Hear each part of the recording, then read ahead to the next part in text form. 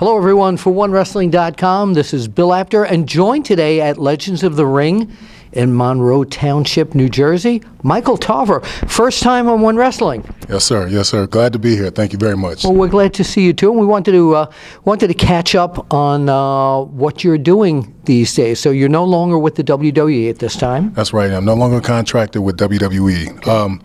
Right now, I work and wrestle independently. I travel. I still travel on my own. I do mission trips and things like that. I do a lot of work. Now, wait, you're saying mission trips. Let's back up and explain what that's all about. Well, I did a trip last September to Costa Rica with an organization called Score International. Basically, we went and I was a part of a basketball team, and we played against the Costa Rican national team for a week, but we also went and fed the homeless and things like that, and ministered to people, and worked at like battered wife shelters and things like that. It was cool. It was cool. And what brought you from wrestling to that? Well, growing up, my mother was a preacher, as I said in my bio. Father was a prize fighter, but it's something that's always been a part of me. And with being with WWE and being exposed to the world, what I gained from that was the ability to make resources, which helped me to be able to travel and do things like that and meet new people. So it was just, another one of the perks of a career choice. Yeah, and the WWE, as we all know, does a lot of charitable work. So that must have been great being there. Yeah, it was a lot of fun. It was a lot of fun. I enjoyed it. Okay, so you're doing that. You're also working in the Indies at this point? Yes, sir. Yeah, I mainly I live in Tampa, Florida, so I mainly train and work in Tampa. I travel up and down the East Coast, done some work in Puerto Rico, but I'm trying to get that trip to Japan. That's what I want. I want that trip to Japan. So if somebody from one of the Japanese promotions is watching this, and they pretty much are, if somebody needs to contact you, wants to contact you, where do they find you? You find me on Twitter at Tyrone Evans B20, or on Facebook, Ty Evans B20 X. Wait, slow that down. Do that again. Facebook is at excuse me, X Ty Evans B20 X, or Tyrone Evans / Michael Tarver. X being the letter X? That letter X, okay. Yeah. Not EX. Not EX. Now, the EX brings to mind EX. That was part of Nexus. Nexus, yeah. Yeah. So let's talk about Nexus. That was a group that was gaining a lot of momentum before the storyline kind of finished and all that. Tell us about the beginning of Nexus and your reaction to it, and what the whole feel. Did you guys feel that? Did any of you feel like, hey, this is kind of like cool, like what the NWO used to be like?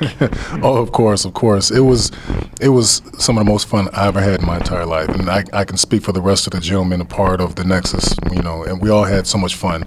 The night we found out about it was the week after our season of NXT had ended, yes. And it was the day before the debut of NXT Season 2, and we were all called into an office at the American Airlines Arena in Miami. Right. With everyone from the company, including Vince himself. Oh my goodness. Basically, saying that here's your chance. Go out there and destroy everything. And they handed us armbands, and we went out and destroyed. Did a great job. Yeah. Did a great job. But it was fun. I'm thankful for that experience. What part of the Nexus experience do you remember the most? Was there a certain match, a certain story angle from that? The beginning, the debut was the most memorable part for me. Yeah.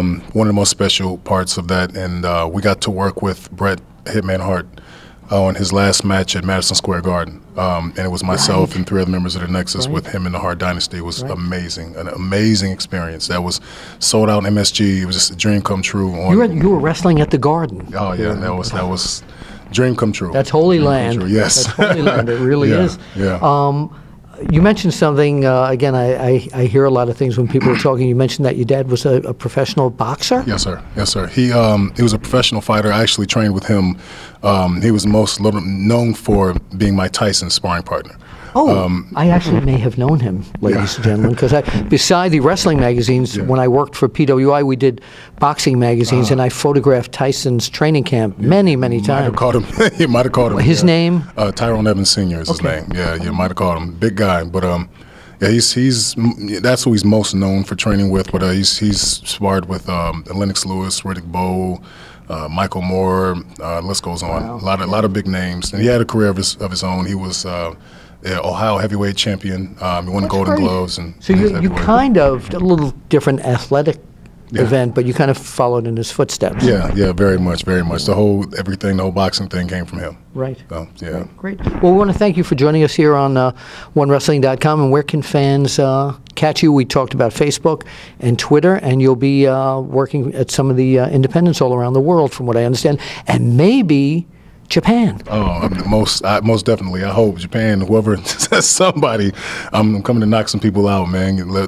Give me a shot. But you can find me at Twitter at Tyrone Evans B20, Facebook Tyrone Evans dash Michael Tarver, Instagram. I'm all over the net. I'm not, I make a lot of noise, so there it is. Michael Tarver, domo arigato. And we will see you at the matches.